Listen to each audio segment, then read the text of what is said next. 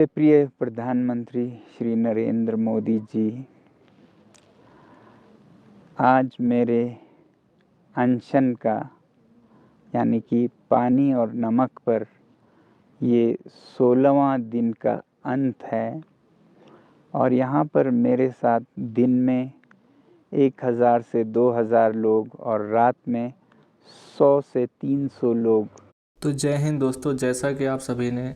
अभी जो इस वीडियो में आपके स्क्रीन पे जो वीडियो चल रही थी उसमें देखा कि सोनम वांगचुक द्वारा जो कल जो है वो 16वां जो आमरण अनशन का दिन था और इस अनशन का जो है आज का आखिरी दिन था। तो उस अनशन में जिस प्रकार सोनम वांगचुक द्वारा जो है हमारे देश के प्रधानमंत्री से जो विनती की गई है, उनके द्वारा जो अपील की गई है, आज जो है इसी के बारे में हम इस वीडियो में चर्चा करेंगे और देखेंगे कि आखिर इसके पीछे की पूरी कहानी क्या है और लद्दाख के लोगों की जो मांग है यह सही भी है या फिर गलत है। इसके पीछे के पहले हम पूरी आपको कहानी बताएंगे, फिर आप लोग कमेंट सेक्शन में ज़रूर बताना और क्या लद्दाख के भाई लोगों की जो मांग है वह सही है,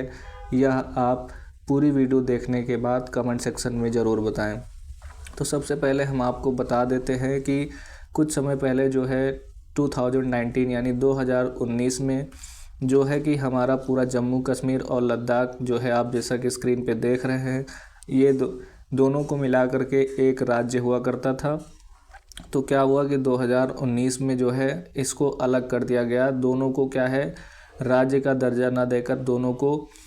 क्या यूनियन टेरिटरी का दर्जा दे दिया गया, यानी जो है केंद्र शासित प्रदेश का दर्जा दे दिया गया। पर जो है कुछ चीज़ें जो हैं दोनों में काफ़ी अंतर सामने आती हैं कि जो है जम्मू कश्मीर में तो विधानसभा दी गई, पर जो है लद्दाख में विधानसभा की कोई भी चीज़ें नहीं दी गई कि वहाँ की भी जो चीज़ें हैं, जो वहाँ की आवाज़ें हैं, वहाँ के जो मेंबर्स हैं वो लोग विधानसभा में उठा सकें। पर जम्मू कश्मीर में बहुत सारी ऐसी फैसिलिटीज़ दी गई कि यहाँ पर विधानसभा होगी और वो भी सारी चीज़ें, जितनी भी सारी चीज़ें हैं वहाँ के लोगों की जो मांग है वहाँ पे विधानसभा में उठाई जाएगी। भले ही वह केंद्र शासित प्रदेश है पर यहाँ पे विधानसभा जो है वहाँ पे विधानसभा का जो पूरा लागू किया गया कि यहाँ पे विधानसभा एक दी जाएगी जम्मू कश्मीर के अंदर। पर लद्दाख में ऐसा कुछ भी नहीं हुआ। तो यहाँ के लोगों की बस यही डिमांड है कि हमारे जो एरिया है लद्दाख का, इस एरिया में जो है आप जैसा कि मैप में देख रहे हैं, आपको ब्लू वाला जो दिख रहा होगा इसमें आपको जम्मू कश्मीर दिख रहा होगा और यहाँ पे जो है येलो कलर में आपको लद्दाख दिख रहा होगा। पर आपके मन में एक क्वेश्चन ज़रूर आता होगा कि आखिर भारत का जो है भाग्य जो है ऊपर का जो दिख रहा है ये इसका पार्ट कहाँ चला जाता है। तो इसमें आपको हम बता देते हैं जो कि हमारे जो भारत का कुछ पार्ट जो है पाकिस्तान द्वारा जो कब्जा कर लिया जाए, जिसको हम POK भी बोलते हैं। तो POK में आप ये वाला पार्ट देख सकते हैं। फिर उसके बाद अगर इधर वाले पार्ट की बात करें तो ये अक्साई चीन जो होता है, जो हमारे चाइना के द्वारा जो है हमारे भारत के भाग को जो कब्जा करके रख लिया गया है, उसका जो ये भाग दिखाई दे रहा है आपको। तो अब हम बात आते हैं सीधा मुद्दे पे कि आखिर लद्दाख के लोगों की मांग क्या है। तो लद्दाख के लोगों की जो मांग है वहाँ पे कि हमारा जो यूनियन टेरिटरी है या फिर इसको स्टेट का दर्जा दिया जाए या फिर यहाँ पे ज़्यादातर जो मांग सामने आ रही है, इसके पहले मैंने भी इस पे एक वीडियो बनाई थी कि यहाँ पे 6 शेड्यूल को लेके बात सामने आती है कि हमारे जो यूनियन टेरिटरी को है 6 शेड्यूल में शामिल किया जाए और हमारे जो यूनियन टेरिटरी में जो है विधानसभा जो है उसको भी लाया जाए, ताकि हम लोगों की जो आवाज़ है वो विधानसभा से जा कर के, ताकि यहाँ पे किसी भी ब्यूरोक्रेसी का जो है सिस्टम वो ना हो पाए, ताकि क्योंकि ब्यूरोक्रेट जो होते हैं वो सीधा जो है जनता से संपर्क नहीं रख पाते। तो जनता की आवाज़ को उठाने के लिए यहाँ पे क्या होना चाहिए, तो यहाँ पे कैंडिडेट यानी प्रतिनिधि होने चाहिए। तो अगर विधानसभा नहीं होगी तो यहाँ की जो सारी चीज़ें हैं उनको आखिर देश तक यानी पूरे देश में और वहाँ पे जो चर्चाएं होती हैं, वहाँ की जो मांगे होती हैं उनको पहुँचाने का काम कौन करेगा। तो यही सारी जो चीज़ें हैं, इन्हीं सब चीज़ों मांगों के ऊपर ये पूरा प्रोटेस्ट चल रहा है। और बात आती है 6 शेड्यूल की, तो 6 शेड्यूल के बारे में भी हम आपको बताएंगे आखिर इसके पीछे का रीज़न क्या है। तो अब इसके पीछे हम आपको आगे चल के वीडियो में बताते हैं। तो आप जैसा समझ सकते हैं कि 2019 के बाद दोनों जो हैं जम्मू कश्मीर और लद्दाख को अलग कर दिया गया, दोनों यूनियन टेरिटरी के कैटेगरी में आते हैं यानी केंद्र शासित प्रदेश के कैटेगरी में आते हैं। तो पर जम्मू कश्मीर में काफ़ी ज़्यादा फैसिलिटी आपको देखने को मिलती हैं, पर लद्दाख में उतनी ज़्यादा फैसिलिटी आपको देखने को नहीं मिलती। यहाँ पे किसी भी प्रकार की शिक्षा को बढ़ावा देने का काम नहीं है, यहाँ पे यूनिवर्सिटी का काम ज़्यादा नहीं है, यूनिवर्सिटी भी ज़्यादा नहीं है, पर जम्मू कश्मीर में ये सारी चीज़ें काफ़ी हद तक देखने को मिलती हैं। तो अब इसी की बात को लेके हम जो है इस समय जो है पूरे जो है लद्दाख एरिया में जो है इसका पूरा प्रोटेस्ट चल रहा है, और सोनम वांगचुक के नेतृत्व में जो आमरण अनशन चलाया जा रहा है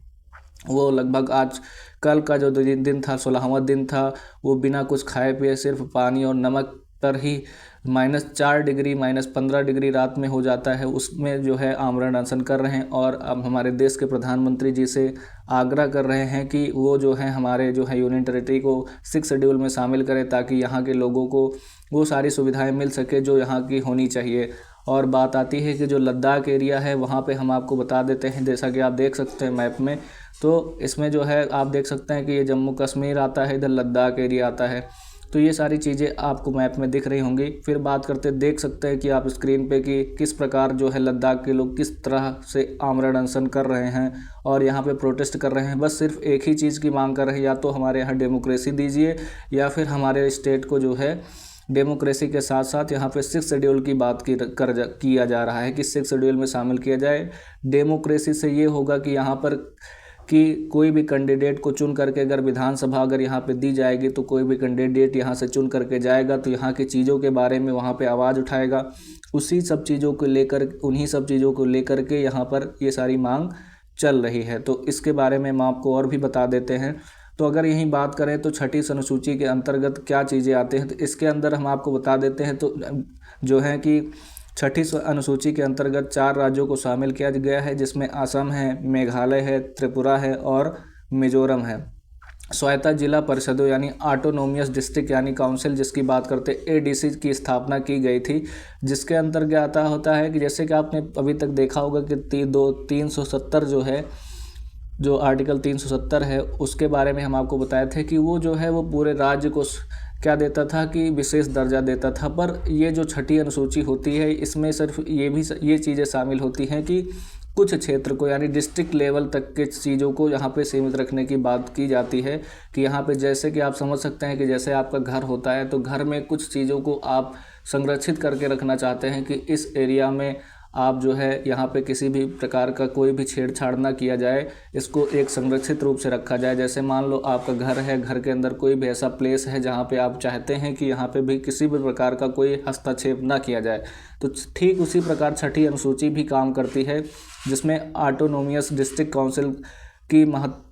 को दिखाया गया है कि इसमें बताया गया है कि ऑटोनोमस डिस्ट्रिक्ट के अंदर हम उन चीज़ों को संरक्षण दे सकते हैं जो हमारे देश के लिए काफ़ी ज़्यादा महत्वपूर्ण हैं, और फिर उस क्षेत्र में रह रहे जो लोग हैं उनके लिए वो सारी चीज़ें बहुत ही ज़्यादा महत्वपूर्ण है। तो जैसे अगर हम बात करते हैं तो जैसे हो सकता है कि वहाँ के जो संस्कृति है, जो फिर वहाँ पे रह रहे लोग हैं, तो ये ऑटोनोमियस डिस्ट्रिक्ट काउंसिल जो होती है ये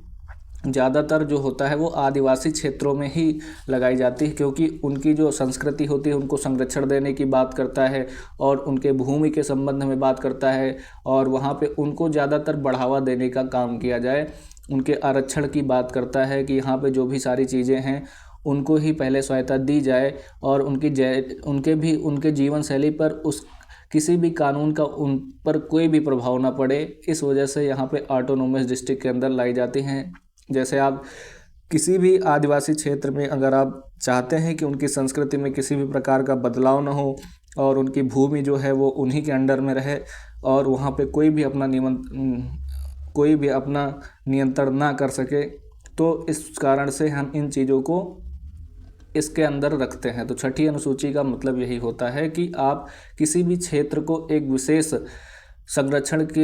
संरक्षण के रूप में रख सकते हैं, और वहाँ पे किसी भी प्रकार की हलचल नहीं देखने को मिल सकती। हलचल का मतलब ये हो सकता है कि आप वहाँ पे किसी भी प्रकार का नेचर को क्षति नहीं पहुँचा सकते, आप किसी भी प्रकार के इंफ्रास्ट्रक्चर को नहीं